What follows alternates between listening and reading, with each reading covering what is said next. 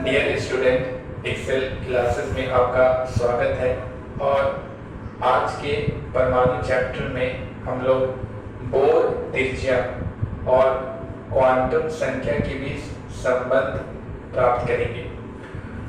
इससे पहले दो बल के बारे में हम लोग अध्ययन करेंगे, जिसमें एक बल है अभिकेंद्र बल और दूसरा है स्थिर वैद्युत बल। इन दोनों की जरूरत हमें इन दोनों का जरूरत हमें बोर त्रिज्या और क्वांटम संख्या के बीच संबंध निकालने में पड़ेगा। तो सबसे पहले हम लोग देखते हैं कि अभिकेंद्र बल क्या होता है। तो अभिकेंद्र बल, जब भी कोई वस्तु किसी वृत्ताकार पथ पर चक्कर लगाता है, जैसे कि यहाँ पर अगर कोई कण को या वस्तु मान दिया जाए यहाँ पर, तो जब भी कोई वस्तु या कण वृत्ताकार पथ पर चक्कर लगाता है, तो वृत्ताकार पथ पर वस्तु को चक्कर लगाने के लिए केंद्र की तरफ एक बल का होना जरूरी है। यानी इस तरफ केंद्र की तरफ बल का होना जरूरी है, और उस बल को कहा जाता है अभिकेंद्र बल। बिना इस बल के कोई भी वस्तु वृत्ताकार पथ पर चक्कर नहीं लगा सकता है। तो इस तरह से हम लोग देखते हैं कि वस्तु को वृत्ताकार पथ पर चक्कर लगाने के लिए केंद्र की तरफ लगने वाले बल को कहा जाता है अभिकेंद्र बल। बिना इस बल के कोई भी वस्तु वृत्ताकार पथ पर चक्कर नहीं लगा सकता है। अब अभिकेंद्र बल को सूचित किया जाता है Fc से। Fc क्योंकि इंग्लिश में इसे कहते हैं सेंट्रीपिटल फोर्स, तो Fc से सूचित करते हैं। और इसका मान कैसे निकालते हैं? तो अगर वस्तु का द्रव्यमान m है और इसका रेखीय वेग अगर v है, और जिस वृत्ताकार पथ पर ये चक्कर लगा रहा है उसकी त्रिज्या अगर r है, तो वस्तु पर लगने वाला अभिकेंद्र बल Fc इक्वल टू mv² बटा r होगा। यानी कि अभिकेंद्र बल का सूत्र हो जाएगा Fc इक्वल टू mv² बटा r। इसके बाद हम लोग को दूसरा बल देखना है स्थिर वैद्युत बल। अब स्थिर वैद्युत बल क्या होता है? तो दो आवेश के बीच लगने वाले बल को दो स्थिर आवेश के बीच लगने वाले बल को कहा जाता है स्थिर वैद्युत बल, या फिर इसे ही कूलाम बल भी कहते हैं। अब ये बल आकर्षण का बल भी हो सकता है और विकर्षण का बल भी हो सकता है। अगर आवेश समान प्रकार का है, जैसे प्लस प्लस है या फिर माइनस माइनस है, तो ये बल विकर्षण का बल होगा, यानी प्रतिकर्षण का बल होगा। और अगर एक आवेश प्लस है, एक आवेश अगर धनात्मक है और दूसरा आवेश अगर ऋणात्मक है, तो ये बल आकर्षण का बल होगा। तो इस बल को, यानी स्थिर वैद्युत बल को सूचित करते हैं हम लोग Fe से, इसे सूचित करते हैं Fc से और इसे Fe से। अब मान लेते हैं कि दो आवेश है, दो वस्तु है, एक यहाँ पर है, एक यहाँ पर, दो कण है, एक यहाँ पर है और एक यहाँ पर है। और इस कण का या इस वस्तु का आवेश है +q1 और इस वस्तु या कण का आवेश है -q2। और इन दोनों के बीच की दूरी अगर r है, तो इस आवेश के द्वारा इस आवेश पर लगने वाला स्थिर वैद्युत बल का जो सूत्र होगा, वो सूत्र होता है 1/4πε0 मॉड में पहले वस्तु का आवेश, यानी पहले कण का आवेश, गुना और दूसरे कण का मॉड में दूसरे कण का आवेश बटा r², यानी दोनों के बीच की दूरी का वर्ग होता है। ये सूत्र, इसको हम लोग स्थिर वैद्युत चैप्टर में डिटेल से भी पढ़ सकते हैं। तो दो आवेश के बीच लगने वाला स्थिर वैद्युत बल का सूत्र होता है 1/4πε0 और मॉड में पहले वस्तु का या पहले कण का आवेश गुना दूसरे वस्तु या दूसरे कण का आवेश बटा में होता है r²। अब अगर मान लेते हैं कि पहला कण प्रोटॉन है, यहाँ पर अगर प्रोटॉन है और यहाँ पर अगर इलेक्ट्रॉन है, तो प्रोटॉन का जो आवेश होता है वो हम लोग जानते हैं कि होता है +1.6 × 10⁻⁻90 कूलम होता है, और इलेक्ट्रॉन का आवेश होता है -1.6 × 10⁻⁻90 कूलम होता है। अब इस प्रोटॉन के आवेश को हम लोग दूसरे तरीके से लिख सकते हैं, यानी यहां से इस प्लस को लिखेंगे प्लस, और ये जो परिमाण है इसको हम लोग सूचित करते हैं ई से। इसको कहते हैं इलेक्ट्रॉनिक आवेश, यानी 1.6 इंटू 10⁻⁻19 कूलम को ई से सूचित करते हैं। इसी तरीके से इलेक्ट्रॉन का आवेश होता है -1.6 इंटू 10⁻⁻19 कूलम, तो यहाँ से माइनस आ जाएगा और ये जो परिमाण है इसको हम लोग ई से सूचित करेंगे। तो प्रोटॉन के आवेश को, इस आवेश को दूसरे तरीके से हम लोग लिख सकते हैं प्लस ई, और इलेक्ट्रॉन के इस आवेश को हम लोग दूसरे तरीके से लिख सकते हैं माइनस ई। अब अगर इन दोनों के बीच का दूरी अगर r है तो इन दोनों के बीच लगने वाला स्थिर वैद्युत बल या कूलम बल, यानी प्रोटॉन जो इलेक्ट्रॉन पर बल लगाएगा या इलेक्ट्रॉन जो प्रोटॉन पर बल लगाएगा, तो उस बल का सूत्र हो जाएगा Fe = 1/4πε0 मॉड में पहले कण का आवेश, तो प्रोटॉन पहला कण है, इसका आवेश हो गया प्लस ई, यहाँ पे प्लस ई लिखेंगे, गुना यहाँ पर दूसरे कण का मॉड में दूसरे कण का आवेश लेना है, यहाँ पे इलेक्ट्रॉन है और इलेक्ट्रॉन का आवेश माइनस ई, यहाँ पे माइनस ई रखेंगे, बटा में हो जाएगा r का स्क्वायर, दोनों के बीच की दूरी का स्क्वायर हो जाएगा। तो इस तरह से इन दोनों आवेश के बीच लगने वाले स्थिर वैद्युत बल का हम लोग परिमाण लिख सकते हैं Fe = 1/4πε0 मॉड में पहले वस्तु का यानी पहले कण का आवेश गुना दूसरे मॉड में दूसरे कण का आवेश और बटा में हो जाएगा r का स्क्वायर। तो इस तरीके से ये हमारा बेसिक है जिसकी जरूरत हम लोग को यहाँ पे पड़ेगी। अब मान लेते हैं कि कोई इलेक्ट्रॉन है, मान लेते हैं इलेक्ट्रॉन हाइड्रोजन एटम। अब हाइड्रोजन एटम के बारे में हम लोग जानते हैं कि हाइड्रोजन एटम में एक प्रोटॉन होता है और एक इलेक्ट्रॉन होता है। प्रोटॉन इसके नाभिक में होगा और इलेक्ट्रॉन वृत्ताकार पथ पर चक्कर लगाता रहेगा। तो इलेक्ट्रॉन अगर वृत्ताकार पथ पर चक्कर लगा रहा है तो ये जो त्रिज्या है यहाँ से आता है वृत्ताकार पथ की त्रिज्या, इस त्रिज्या को ही हम लोग यहाँ पर बोर त्रिज्या कहते हैं, यानी कक्षा त्रिज्या भी इसे कहा जा सकता है, यानी कि वृत्ताकार पथ को कक्षा भी कहते हैं। तो या तो इसे कक्षा त्रिज्या कह सकते हैं या फिर इसे ही कहा जाता है दूसरे शब्दों में बोर त्रिज्या। बोर त्रिज्या और क्वांटम संख्या क्या होता है, तो कक्षा को यानी वृत्ताकार जो कक्षा होता है उसको हम लोग n से सूचित करते हैं और ne को यानी स्मॉल n से सूचित करते हैं और उसी स्मॉल n को कहा जाता है क्वांटम संख्या।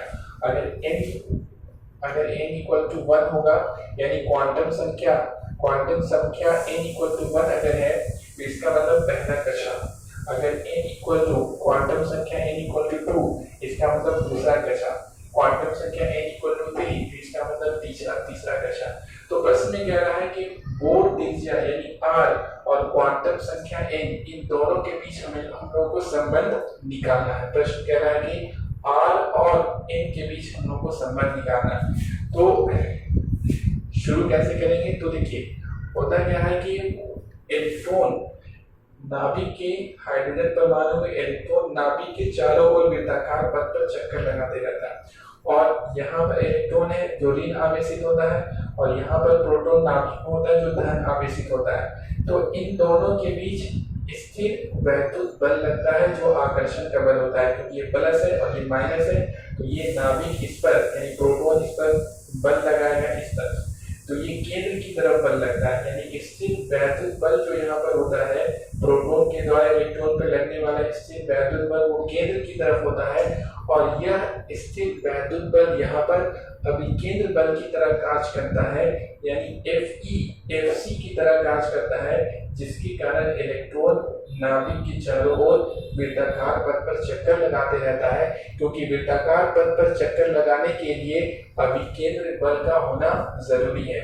तो यहाँ पर इलेक्ट्रॉन को अभिकेंद्र बल कहाँ से मिलता है, तो इन दोनों के बीच यानी प्रोटॉन और इलेक्ट्रॉन के बीच लगने वाला स्थिर वैद्युत बल जो केंद्र की तरफ होता है, यह बल ही यहाँ पर अभिकेंद्र बल की तरह कार्य करने लगता है, जिसके कारण इलेक्ट्रॉन वृत्ताकार पथ पर चक्कर लगाते रहता है। तो हम लोग Fe क्या लिख सकते हैं, Fc लिख सकते हैं। जैसे कि देखिए घर में क्या होता है कि मम्मी होते हैं, पापा होते हैं, कभी कभी क्या होता है कि पापा का किसी का मृत्यु हो जाता है, डेथ हो जाता है, तो मम्मी ही सारा काम पापा वाला करती है, यानी बाहर जाके काम करती है, फिर वो घर का कभी काम देखती हैं। तो इस तरह से मम्मी वहां पर पापा की तरह कार्य करने लगती हैं, यानी पापा ही बन जाती हैं। इस तरीके से हम लोग कह सकते हैं। तो यहाँ पर इसी तरीके से स्थिर वैद्युत बल अभिकेंद्र बल की तरह कार्य करने लगता है, यानी यही बल अभिकेंद्र बल बन जाता है। तो हम लोग लिख सकते हैं F इक्वल टू FC। तो यहाँ पर उत्तर में प्रश्न लिख लेंगे आप, उसके बाद उत्तर में शुरू करेंगे कि हम जानते हैं कि नाभिक और इलेक्ट्रॉन के बीच लगने वाला स्थिर वैद्युत बल अभिकेंद्र बल की तरह कार्य करता है, इसलिए हम लोग क्या लिख सकते हैं, अर्थात FC इक्वल टू क्या होगा, FE होगा। अब यहाँ से हम लोग लिखेंगे अभिकेंद्र बल का सूत्र, अगर वस्तु का द्रव्यमान m है और वस्तु का अगर रेखीय वेग v है और इसका वृत्ताकार पथ की त्रिज्या अगर r है, तो FC इक्वल टू होता है m v² बटा r होता है। तो यहाँ से लिखेंगे m v² बटा r और ME स्थिर वैद्युत बल एक प्रोटॉन और इलेक्ट्रॉन के बीच लगने वाले स्थिर वैद्युत बल का सूत्र यहाँ पर है। यहाँ पर से लिखेंगे हम लोग 1 बटा 4 पाई एप्सिलॉन नॉट मॉड में प्लस ई इंटू माइनस ई मॉड में और बटा आर स्क्वायर। यहाँ से हम लोग आगे बढ़ेंगे तो MV² बटा आर जैसे ऐसे उतारेंगे, यहाँ से लिखेंगे 1 बटा 4 पाई एप्सिलॉन नॉट और मॉड से बाहर निकालेंगे तो प्लस में प्लस भी रहेगा, इसे ई लिखेंगे, प्लस लिखना जरूरी नहीं है, इंटू ये मॉड के अंदर है माइनस में, तो भी ये भी बाहर जब निकलेगा तो प्लस हो जाएगा, मॉड के अंदर प्लस रहे चाहे माइनस, बाहर आने पे प्लस हो जाता है, तो यहाँ पे प्लस हो जाएगा, प्लस ई और बटा में लिखेंगे हम लोग आर स्क्वायर। यहाँ से देख सकते हैं एक आर से यहाँ पे एक आर कट हो जाएगा, तो यहाँ से हम लोग लिख सकते हैं MV² और ये जो एक आर बचा हुआ इस आर को इधर लेके आएंगे तो यहाँ पे लिखाएगा MV² इंटू आर बराबर हो जाएगा 1 बटा 4 पाई एप्सिलॉन नॉट और ई को ई से गुना करेंगे तो ई का स्क्वायर होगा, 1 से गुना करेंगे तो भी ई का स्क्वायर होगा। तो यहाँ पर हम लोग डायरेक्ट लिख सकते हैं का स्क्वायर। इसे मान लेंगे हम लोग समीकरण फर्स्ट, मान लेंगे पहला समीकरण, उसके बाद लिखेंगे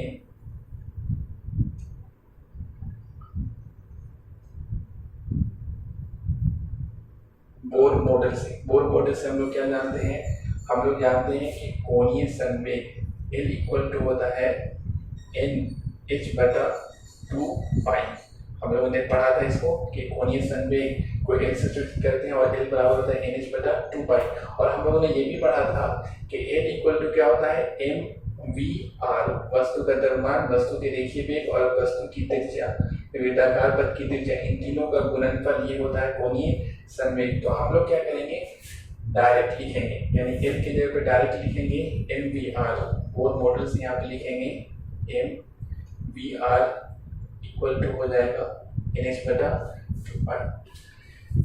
इसको समीकरण सेकंड मानेंगे, लिखेंगे समीकरण सेकंड को वर्ग करने पर, समीकरण सेकंड को वर्ग करने पर इसको वर्ग करेंगे तो ये हो जाएगा, इसका वर्ग करेंगे तो M², इसका करेंगे तो B², इसका करेंगे तो R² इक्वल टू यहाँ पर हो जाएगा N² H² बटा 2 का स्क्वायर करेंगे तो 4 और यहाँ पे पाई का स्क्वायर। इसको समीकरण पर मानेंगे, लिखेंगे समीकरण P को समीकरण 1 से भाग देने पर, समीकरण 3 को समीकरण 1 से भाग देंगे तो समीकरण 3 से यहाँ से लिखाएगा M² V² R² बटा में हो जाएगा और समीकरण 1 से लिखाएगा MV² बटा R, यहाँ से लिखेंगे MV² और into R, sorry MV² into R बराबर करके लिखेंगे, यहाँ से लिखेंगे हम लोग N² H² बटा 4 पाई स्क्वायर और बटा में हो जाएगा, यहाँ से समीकरण 1 से E² बटा 4 पाई एप्सिलॉन नॉट हो जाएगा E² बटा 4 पाई एप्सिलॉन नॉट। तो यहाँ से हम लोग देख सकते हैं M से एक M कट हो जाएगा, V² और V² कट हो जाएगा, R से एक R कट हो जाएगा, यहाँ से 4 से 4 कट होगा, पाई से एक पाई कट हो जाएगा। तो यहाँ से हम लोग लिख सकते हैं, यहाँ से m बचेगा तो m r इक्वल टू यहाँ से बच रहा है n स्क्वायर h स्क्वायर, ये सबसे नीचे ऊपर जाएगा तो एप्सिलॉन नॉट बटा में यहाँ से पाई और e स्क्वायर, पाई और e स्क्वायर। यहाँ से हम लोग लिख सकते हैं m को इधर लेके जाएंगे तो r equal to n square h square epsilon naught बटा पाई e स्क्वायर और m, ये वाला m यहाँ चला जाएगा। ये हमारा संबंध आ गया जहाँ r क्या है, बोर त्रिज्या है, जहाँ r बराबर बोर त्रिज्या और यहाँ पर n क्या है, n है क्वांटम संख्या, n क्या है, क्वांटम संख्या। तो इस तरीके से हम लोग देख सकते हैं कि किसी भी हाइड्रोजन परमाणु में जो बोर त्रिज्या होता है वो क्वांटम संख्या के साथ समानुपाती होता है और क्वांटम संख्या के स्क्वायर के समानुपाती होता है।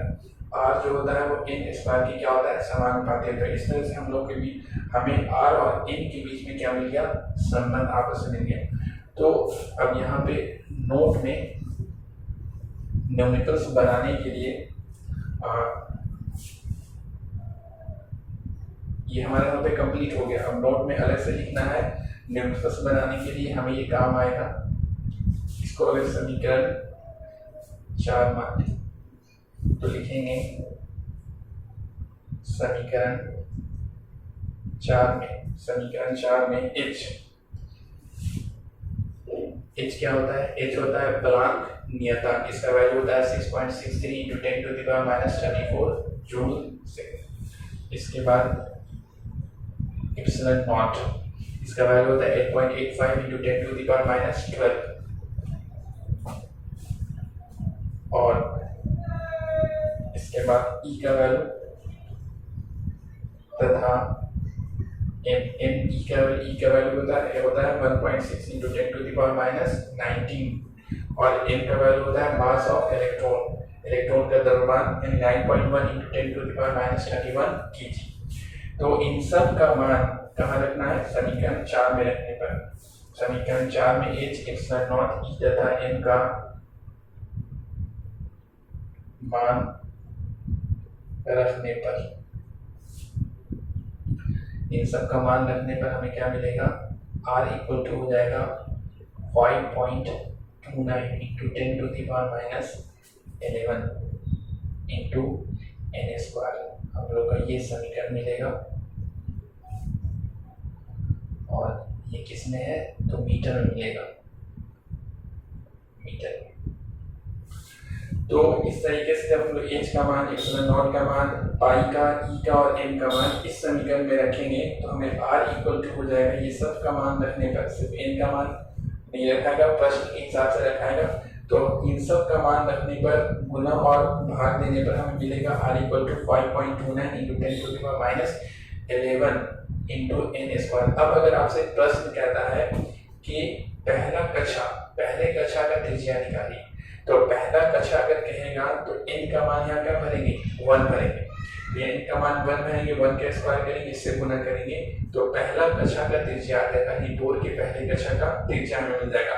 अगर आपसे प्रश्न में कहेगा दूसरे कक्षा का निकालने के लिए तो n का मान क्या भरेंगे, 2 भरेंगे, तो 2 का स्क्वायर करेंगे तो 4 और फिर इससे उसको गुना करेंगे, तो इस तरह से दूसरा का निकल जाएगा, इस तरह से तीसरा का निकल जाएगा।